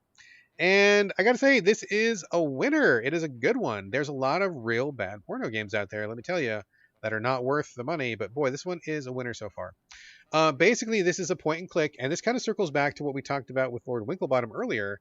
Countess and Crimson is very much like the kind of point and click that I like. They make a lot of really good decisions. So let me talk about this in two different ways, right? So there's like the adult content. There's definitely naked chicks. I'm not sure if there's going to be any gay content. It seems like there might be a gay character. I'm not that far into it. I don't know if that's an option or not. There's also like a Futsunari toggle if you want to toggle that on. So they're giving you some options as to what your flavor is, which is great. And there's definitely like naked people getting it on. That's no shortage, right? But in terms of game design, I think this is actually a really smartly done point and click. It checks like all of the boxes that I like, right? So number one, production values were really good. I was actually taken aback by how good this game looks. It wasn't just like a bunch of naked people. Like they did a lot of work on the backgrounds. You and your girlfriend, you play a guy and your girlfriend are driving through, I don't know, Eastern Bloc country somewhere. Car breaks down. You got to walk to the nearby village, and the village is kind of weird. There's a castle up on the hill that people say is also pretty sketch. And so you're hanging out at this inn where like they don't have Wi-Fi and everybody's kind of like almost like a medieval kind of flavor. Like you kind of go back in time a little bit with this village. And so they spend a lot of time illustrating like the inn, the bedroom that you're in, the town, like looking around the people. Like it all looks great. Like it's all very well done. I feel like they took a lot of time to really illustrate the stuff that wasn't the sex stuff, which is great. Um, I feel like the UI, very well done. Like it's very clean. The stuff that you need to know is right there. You can hit one button on your keyboard, tells you every hotspot on the screen, which I love. Every point and click person, please do that. And there's not a lot. There's not too many. And most of the things you click on is either something that you need or it sometimes is flavor, but it's short. It's really short. It's like one sentence, right? Don't make me read a fucking paragraph about the quality of the nuts and bolts on this fucking screwdriver that you picked up because it's so blah, blah, blah, blah, oh, fuck it, whatever. Yeah. I don't care, dude. Like they know, right? They know. They're like one like you click on a fireplace. Oh, this is warm and cozy. Cool. Done. That's all I needed to fucking know. Moving on with my life. It only took 0.1 seconds. Thank you. So I really appreciate that. The inventory system, you do not pick up too many things. You pick up very few things. And the things that you pick up, pretty fucking obvious what you do with them. I don't feel like I've hit any moon logic yet, which is great. Not to say that there isn't any. I haven't finished the game yet. Could happen. But so far, zero moon logic, which I love. And in fact, there's also a hint system in the corner. Tells you exactly what you need to do. You pick up a thing, you forget to use it. It's like, hey, use that thing. Yes, thank you very much. I forgot about that. Thank you for reminding me. I appreciate that. Also, so this is a great balance because they really take advantage of the medium, right? This is a sexually oriented game. No doubt about it. And there's a very fine line to creating what I see as like the best kind of adult oriented game. You're here for the skin. Otherwise, you just be playing a regular game, right? You want some skin. That's just admit it. It's fine. You want that. You're here. That's why you're here. They know that. And they give you some right off the bat. You start the game, boom, you're in skin. You're like, oh shit, it's happening. And they know you're here. They're like, this is what you're going to get. Right. But they know it's not all about the skin because otherwise you'd be watching a porno. If that's all you wanted, you would. There's like well, you'd be watching hentai in this particular, right? Isn't it anime style? No, it's kind of realistic. Kind of realistic PC style. Okay. Yeah. Cool. So that's the thing, right? So if you wanted to just see the skin, you'd be watching porno or hentai or something with no game, right? And if you wanted to play just a game, you would just go play a game. There's like a million of them. So they know that you want a blend. They know you want some game, and they know you want some skin, and it's all about balancing those two things out. The best games for me in the adult section totally understand that balance, and these guys absolutely understand it. They are fucking zeroed in on that balance, and I love it. They give you a little bit, and they're like, okay, not too much. Like, don't get weird. Okay, cool. You get to the gameplay, do some gameplay, just point and click. Put the log on the fire. Hey, here's a coin. Give this to this guy. Okay, cool. But before you get too much of that, okay, here's the most skin. Okay, good. Yeah, okay, good. Balance. Yeah, that's hard to do. Back and forth, back and forth. And also the most important part of this whole thing, don't talk too much. I guarantee you, I do not want to read a book. If I wanted to read a book, there's infinite books out there that I could read. I am here for the game, balanced with skin, balanced with text, right? All three of those things in equal amounts, in good amounts. And these guys also understand that there is not 190 pages of text between each sex scene. There is not 190 pages of text between each game scene, which is great. There's a little bit. You get a little bit of flavor for like the characters. You know who the barmaid is. You know who the weird guy with the eye patch is. You know who your girlfriend is. But like you're not drowning in text. In some visual novels that I play, whether they're adult oriented or not, they're like fucking books, dude. And I'm like, I don't want to read a book because I would go read a book. I want Right. an appropriate amount of text for a visual novel that also gives me something else to do, that also gives me pictures, that also gives me gameplay, right? So they know that. They know you don't want a book. They know you don't want just want porn. They know you don't just want a game. And they give you all three of those things in perfect balance, perfect harmony. I love it. It's so good. Like the pacing, the balance is great.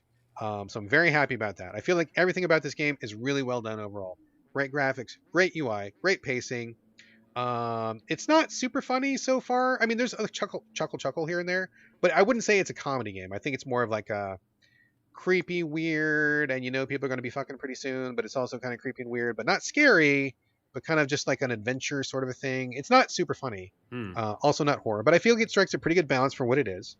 And that's really the key to the success of this game is it knows what it is, and it knows what you want, that being me, and it gives it to you perfectly. I fucking love how well made this game is. And to be frankly honest with you, Carlos Rodella, Yes. it's so well done in terms of production and design. I would need it to be a little bit funnier, but like if they took all of the naughty stuff out and just left the game, I would still play it. I would still feel like it is a very well made, current, modern, smart, and light point and click adventure. Like I feel like they really understand the genre and don't get stuck in the trappings of the classics that don't really work for me anymore. So I think it's great. Like if it was a little bit funnier, this could totally be a game like all on its own without the skin. But they have the skin, so great. I mean, I'm definitely not opposed to that. So it's great. I feel like this is a really, really wonderful game if you want an adult-oriented point and click. I think this is a great one. And what's the name of it again? It's called Countess in Crimson. There you go. Got it on Steam. I think it was like $9 or something like that. It wasn't crazy. I think it was on sale at the time. But it's just really, really well done. And I really appreciate that these people actually took the time to make a decent game with great UI and great mechanics. And like, it all makes sense as a game. It's not just some kind of jumble of code with some boobs put on top of it. Like it's actually a well-made product. So. You should look up the developer name. Well, I'm going on two tangents because okay, let me look it up real quick. Go ahead. You also like their other games if they have any other. I have not looked up into anything else, but I'm going to look. So the two tangents are we talk about this a lot, where I keep looking for an action RPG that also has adult themes in it. Yeah. Or adult oriented. It's hard to find. I mean, there's some again really bad games that have that in it, but it's just jammed in. Oop, pun intended. Oh, wow. Didn't even mean there to. we go. There we go. But yeah, like it doesn't feel like you said, it's not balancing, right? It just feels like it's either or. The gameplay is terrible, or one of the other. So I still haven't found that. Anybody listening, if you know of an action RPG that does that, man, that'd be cool.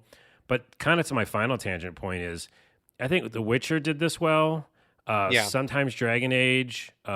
Sometimes, actually, weirdly enough, not in a sexual way, but when I'm playing Sword and Fairy, like that moment I talked to you about that felt like really real, and emotional. Yeah. That's what I want out of games in the future, and I think we will probably get there, which is that's like these scenes just happen in the game. So I'm playing an action RPG. It's amazing. At some point, I have a girlfriend, or I am flirting with somebody, or if I was a guy, I'm with another guy, or a girl with another girl. Whatever. And you go, oh, I think we're going to have sex, and then it goes to that. And it's not some like thing we have to be like, oh, did you see the coffee thing in Grand Theft Auto? It's left out of the game, but if you do this thing, you can have sex. No. It's just like part of the storyline. Right. Just kind of a natural, organic evolution of what's going on in the story. Right. Which again brings it closer to realistic of like if you're doing an RPG or a simulation game, that's just what happens in the world. Like for us to be like, and this is a long tangent, but we started with games with like beeps and bloops and 4-bit and 2-bit and 16-bit, whatever. And it didn't make sense. Like there was an Atari game that would try to simulate sex and it looked ridiculous. But like now we can do that and we're getting closer and closer every day to make it like whatever. And it's just like, it's just part of the world anyhow. So why not put it in, the game? Exactly. To have it be this kind of like weird, it feels almost like 90s or something, to be like this censored area. Yeah. Right? That's what it comes out down to. It's like, oh, and they even do that. Some games like put pixelated things, as a joke. And they're like, oh, look, you can't see the boobs. Okay, I've seen them. Just type into Google, So I know I'm on a soapbox now, but I really think it's ridiculous that we're not just already putting that in games. And now, of course, age restricted, You want to make sure you put the right thing on it. Appropriate material for the appropriate people. Yeah. For sure. Not every game is for every person. I've said that a million times. And that's exactly what I think you're saying is like, we're older now. We've grown up with the medium. The medium is growing up with us, and I think we're ready for more organic experience, maybe more relationship focused, or just seeing people that are illustrated in a way that kind of reflects our natural lives, or just something that's a normal part of being. Like love, romance, sex, and stuff is something that I think could be worked into a lot of games, in not in a not cheesy way, in a not weird way, but also, and I also like this game. I think there's also much like when you go to the video stores that we mentioned back in the day, there was like the horror, there was the kids, there was the action, and then there's the porno in the back. It's fine to have all those sections. All the sections are fine, but each section is not for every person. So I think that there should be games of all kinds, and not every game is for every person. Yeah. So it And, makes. and to your point about the love thing, I think that's the other piece that I'm trying to get to is that, sex isn't just sex. Like it Mhm. can be. It can also be Sure. attached to like partner or, this really cool moment. Totally. Totally. And so to call back to Cyberpunk, which I haven't done in a while, my relationship and a lot of others listening with Pan Am Sure. was special because there was a moment where there's a storm and she like later had on my lap and that's all that happened that night. But it was just as powerful. And then we did have sex. This is kind of a minor spoiler. Okay, so skip ahead, I guess, if you don't want to know. But you can have sex with Pan Am, and you do in a car, and it's like a really cool organic moment. Did we ever talk about this? We did mention it just briefly. Yeah, Okay, yeah, but it felt so real and good. Like it was like it wasn't like we went to a bedroom and lit candles or some bullshit like movie thing. Right. It was like we were like really turned on, and we're in a car. This is where it's going to happen. Right. That's what I'm talking about. Those are moments that are real, and they don't have to be sensationalized. I totally agree. I mean, I think that's kind of what you're saying, playing off of the emotion, playing off of. I mean, I think that's one thing that Witcher did really well. I mean, to me, that's one of, the best examples of love and romance and connection, and not just sex, but just like having those connections. I cared so much about so many of those characters, and we had so many little moments where it was just about being a friend, or being escaping near death with somebody, or having a moment where you both laugh about something in that game. Like it's really masterfully done, and I think that's really what the medium is kind of lacking, Mm-hmm. is those moments where you just have something happen, and the point of it is to experience this thing with this other character, and you feel something as a human being. You relate to it in your own life. Like you think about what it feels like to have a friend, or you think about what it's like to have this moment with somebody, and that's really what makes a game great to me, like in terms of narrative. So yeah, absolutely. And I think we need way more of that. Like we need way more of that. The genre, the industry, the medium itself is still really lagging far behind. We're so caught up on how many P's and how many graphics and how many physics, and it's just like it's. Right. I think we're ready for something else. I mean, just think about Saints Row when it comes out. Like, are we Yeah. going to get an emotional experience with a person you meet in that game? I don't think so. Yeah. You know, Well, like, it's so interesting you say that. Very interesting you say that, because I don't think so. I agree with you, but I would say that if you go back to the original Saints Row quadrilogy, by the time that we got to number 4, I actually did have feelings about some of the people I'd been through. Some of my teammates, not all of them, but a couple of them. I was like, oh yeah, my homies. I love rolling with these guys because we had done certain missions or something. Definitely not on the same level as like a Witcher or something like that, but like I did feel something. So I think it's possible for games to start incorporating more things like that. Like you have friendship missions or team building missions or something, maybe like a big level where there's like a giant trust fall and you all catch each other nice. off the thing or something. No, But I think you can. I think we should try, right? yeah, and I don't want to poo-poo it because I am going to play the new Saints Row, and who knows? Because I do remember, because you said that, I played Watch Dogs, and I loved Watch Dogs 2 the most, I think.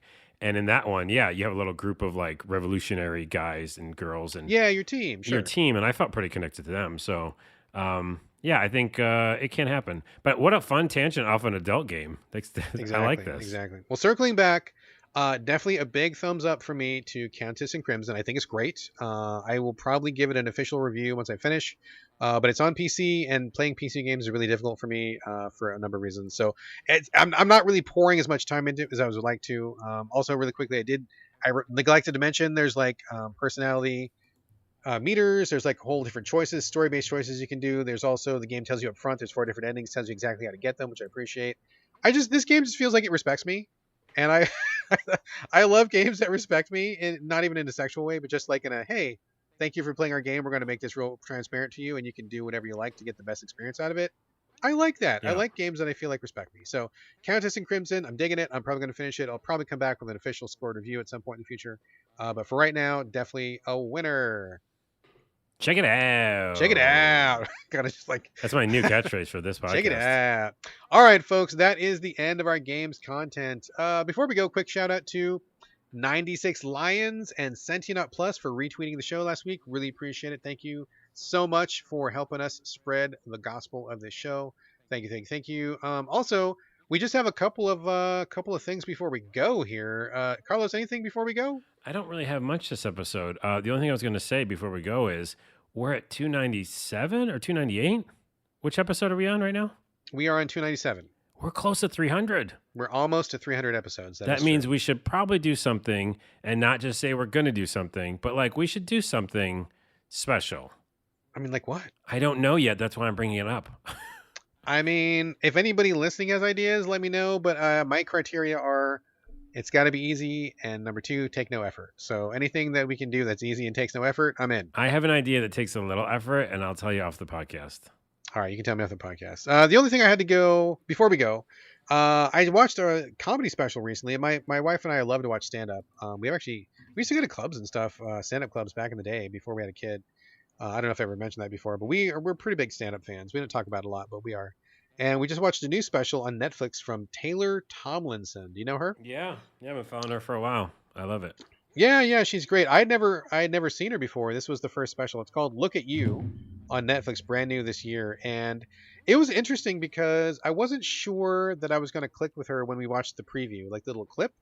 Her production was kind of weird. I mean, in a very technical sense, I had certain things that I was looking for, and I wasn't sure that she was going to check those boxes for me.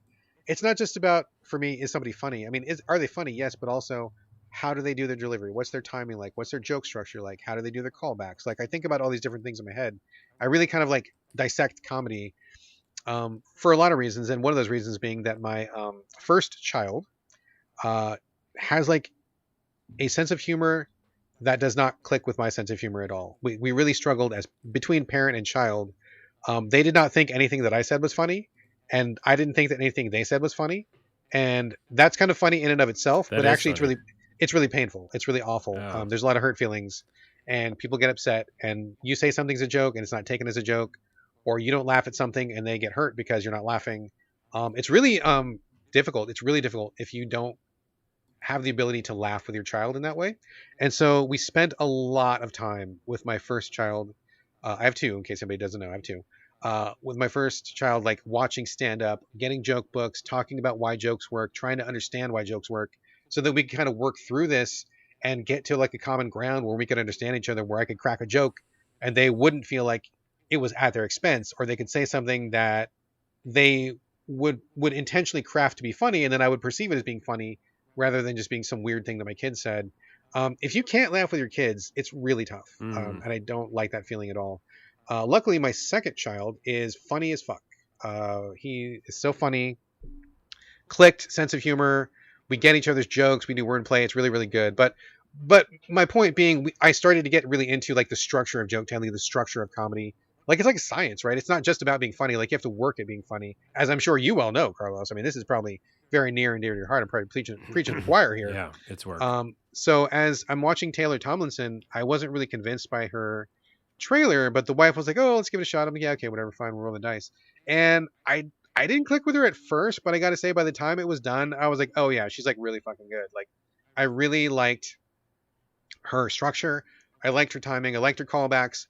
I liked the ideas that she was doing. And the best parts about this entire series that I watched, or the show we watched, Look at You on Netflix, there was a couple times when the audience was absolutely dead. She was saying a joke, and it was, I'm not saying it's bombing, because it didn't bomb, but it was so funny, and it was so far above the audience's head, like they just didn't get it. And she was saying it for herself on stage, and she was laughing because she knew how funny it was. And I was laughing because I knew how funny it was, and I knew that she knew how funny it was. And I was like, oh my God, this is like a brilliant joke. Like, these people are too stupid to understand her joke. It's so brilliant that no one's laughing. And even that is funny, because if you can't make people laugh, then it's a failure. But at the same time, it was like a wild success because it was so clever. So I was like, oh man, she's like a genius. I love that joke. I love the quiet moments when no one's laughing, because those to me were like the fucking funniest things. Well, you love it as a viewer, but us as people who are trying to make people laugh, we do not love it. I know. It is literally like poison to us and can literally destroy like the whole performance. If I was in the audience, I would have stood up and hooted and clapped for her if I was in the audience. because I got it. I was like, oh my God, you're the best. That's great. I would have been that one dude who stands up. So I would have given her some props. By the way, she's really funny in her interview with Conan. So she, Conan's podcast. I know of it. I've never listened to it. Yeah, they're doing clips on YouTube now. So I think for me, I like her a lot, but I like her when she's, which I think some people say about me, when they're just like hanging out, talking. I feel like a lot of my comedy comes from that as well. And so her on that podcast is hilarious because she's talking truths and stuff like that, but she just, I don't know, she's on. And like when you're on and just kind of chatting and bullshitting, sometimes it's better because, not to get into it too much, but like I've done stand-up and I've done sketch. When I do my sketches on TikTok, not to bring it back about me again, but is that, it's a performance, but then I'm not being judged in the moment. Right. And stand up or sketch on stage, you're being judged every second. And the audience goes like, nope, I don't get it. Nope, I don't get it. Oh, okay, that's funny. Yeah. And so totally. In that special you're talking about, I think she talked about it. It's rough because, you have your prepared material, and unless you're like really good at improving or, changing it up because of what the audience is doing. Yeah. If that's not your act, then you're kind of screwed. Totally. Yeah, totally. Yeah. I mean, and to be clear, she didn't bomb at all. I mean, I think there was maybe like 2 jokes where I felt like she was doing it for herself and not really for the audience, which I really appreciated because I got it. But the rest of it was fine. I mean, the audience loved it. I mean, she didn't bomb at all. I mean, it was a really successful show, and I think it was good. And I mean, it was just really great. I didn't really know much about her before I watched the show, but after the show, I definitely think she's got a fan, and I really enjoyed that performance. So heads up, Taylor Tomlinson, Look at You on Netflix. That is a good comedy special. I don't think I have anything else. Carlos, anything else before we go? No, but I just think just onto that point real quick, because of comedy, I'm watching listening to a lot of Fly on the Wall, which you should check out. It's a podcast. I don't know what that is. Dana Carvey and David Spade. Oh, Jesus Christ. That sounds terrible. Oh, well, you're an awful monster. Yikes. Then. Those are 2 of my least favorite people. We aren't friends again. We've done this many times. I'll say one thing and I go like, I love this. And you go, those people are the worst. And I go, well, we're not friends. Oh, man. Anyways, the reason, now hear me out though. I've talked about this to you, and I don't know if I'd mentioned this show, but I'm doing comedy writing all the time. So I'm really going to try to shoot my shot and, get into some comedy writing jobs, if not maybe SNL. And so they basically talk to all the different people who've been on the show on SNL. And so for someone who's an SNL nerd, that's like my favorite thing. Sure. That's the other reason to listen to it, not just because of them. And then I've been watching a lot of that. And also the SNL Network is run by a friend of mine. And basically they go through and, dissect the whole show and do these special episodes. So tonight I'm actually talking on that show about different characters. So they'll go through different people on the show and the characters that they made. And so I'm talking about Eddie Murphy, and Dan Aykroyd tonight, and Molly Shannon. So where can we listen to this? Will you tell us the name of the podcast? Yeah, it's just so easy. It's the SNL Network. It's on everything. And anywhere where you find podcasts? Yep, and it's on YouTube as well. And the YouTube version is a video, so you'll see my face. All right. So yeah, it's just kind of I'm very in a podcast writer mode right now. So this is up my alley. Obviously, anything comedy related. So right on. Check those out. Check it out. All right, folks. That is it for this week. Thank you so much for sticking with us through our recent kind of changes in structure. I think we've got it nailed down. I think this is probably going to be our final form, I believe. No more surprise boss modes after this. Just finish this one, and then we'll roll credits. As always, we'd love to get your questions and comments. Hit us up, SoVideoGamesPodcast@gmail.com. We're on Twitter @SoVideoGames. You can reach us individually. Carlos, where are we directing your traffic this week, sir? Just TikTok, Carl Sordella, Rodela. All right. And you can get me on Twitter and Instagram as per usual. It's my name, BradGallaway. All A's, no O's. And that's going to do it for episode 297. Thank you again for joining us here on the So Video Games podcast. And we will see you next week. But in the meantime, this is Bye from Brad. And bye from Carlos.